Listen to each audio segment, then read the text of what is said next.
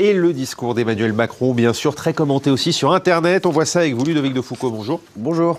Oui, très commenté. Les internautes l'ont trouvé très ennuyeux, en fait. Vous savez qu'Internet peut être très cruel. Voilà, on va avoir quelques exemples. On trouve de très nombreux tweets qui ressemblent à celui-ci. Là, on reconnaît Chandler de Friends qui n'arrive pas à rester éveillé, qui pique du nez. En voilà un autre. Voilà moi, devant Macron au Conseil de Versailles. Encore une fois, on pique du nez. Petite variation, dans ce tweet, on ne pique plus du nez, mais on bâille. Les députés vont-ils résister à ce discours soporifique, se demande cet internaute. Certains ministres, en tout cas, n'ont pas vérifié. Certains internautes ont bien vu que Gérard Collomb, par exemple, s'est accordé quelques micro-siestes, mais pour sa défense, ce n'était pas le seul. C'est donc ennuyeux, d'après les internautes, et en plus, c'est cher. Regardez, voici la synthèse d'un discours à 200 000 €.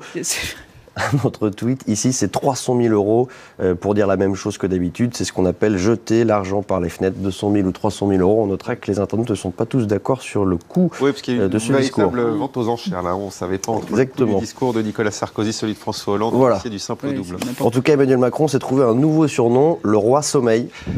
Pas mal. Il a aussi été comparé à un prêtre. Alors, c'est peut-être la manière dont sa voix résonnait à Versailles. Hypnose, il y en a qui l'ont appelé hypnose. L'hypnose, l'aspect recueilli de l'Assemblée, c'est ça, le roi hypnose.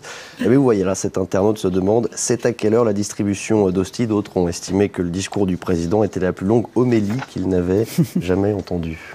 Bon, alors on critique effectivement ce genre de plaisanterie. Il faut dire qu'elles avaient commencé bien avant le discours, Ludovic. Oui, avant même que ça commence, le président était déjà raillé en ligne, toujours sur le mode, vous le voyez, Macron, président, roi, comme dans ce gif, où il est comparé à un mignon d'un célèbre film, ou alors dans celui-là qui montre l'arrivée d'Emmanuel Macron à Versailles.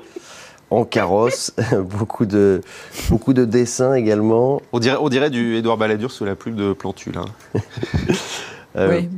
On joue toujours sur la comparaison monarchique. Macron en roi soleil, pas encore sommeil, mais bien en roi soleil, là qui annonce « nous allons vous éclairer », c'est le nous royal. Mais Édouard Philippe veut croire que le président parle aussi de lui.